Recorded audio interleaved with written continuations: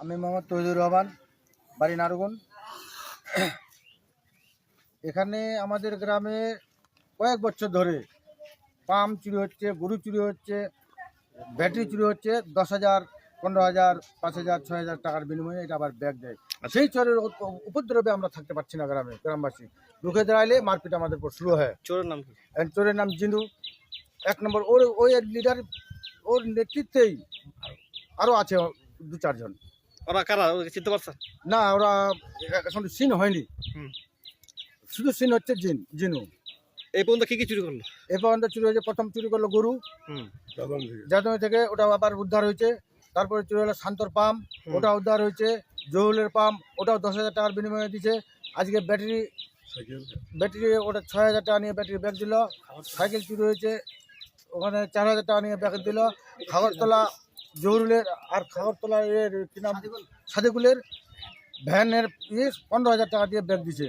এটার কোনো প্রতিকার আমরা করতে পারছি না। অতএব প্রশাসন যেন এটার কোনো গুরুত্ব নিয়ে এটার যেন প্রতিকার করতে পারে। জিনু নামে একজন চোর, বাপের নাম ইসরায়েল, তার চাচা ছুটু, সে শেল্টার দিয়ে এই এলাকার যত জিনিসপত্র চুরি হয়, ছাগল, গরু, মুরগি, খাসি, ব্যাটারি, এইসব ও কর্ম করে তারা সেবন করে। এবং গ্রামবাসী কিছু বলতে গেলে তাদেরকে হুমকি দেখায়। তারা যদি গরুর দড়ি লইয়া রাত্রে ঘুমাইস, যদি কিছু বলিস ধরা পড়লে, এভাবে মানুষ তাদের দরে মুখ খুলে না। আজকে আমি রাতের 1টা বাজে আমার হাত দিয়ে তাকে ধরার জন্য নগদ 6,000 টাকা দিয়েছি ব্যাটারিটি উদ্ধার করার লেগে।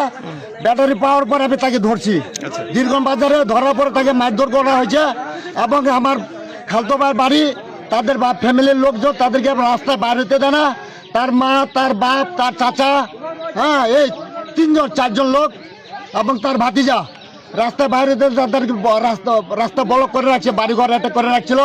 এখন আমরা এলাকাবাসী বাজারে কয়েকজন লোক মিলে, আমরা সাবেক মেম্বার, তোজ মেম্বার সহকারে আমরা এলাকার ব্যক্তিগণ এখানে আসে, তাদের আসছে আমার খালতো ভাই রাস্তায় করার লেগে। কি ঘটনা বলেন তো?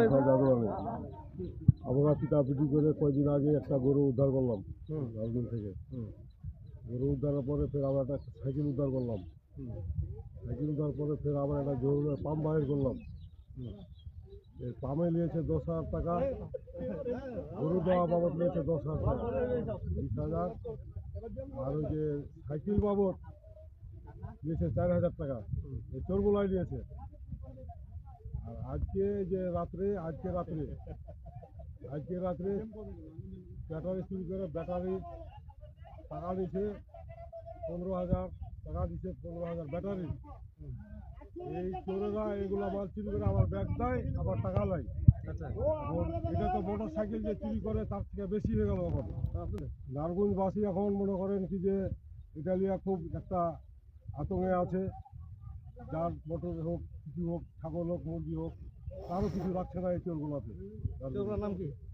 একজনের নাম ঝিনু, মানে ঝিনু এগুলো আমাদেরকে ব্যাগ দিয়েছে এই মালগুলো সব।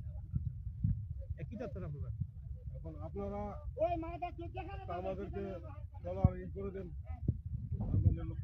আমরা এটার একটা বিচার চাই।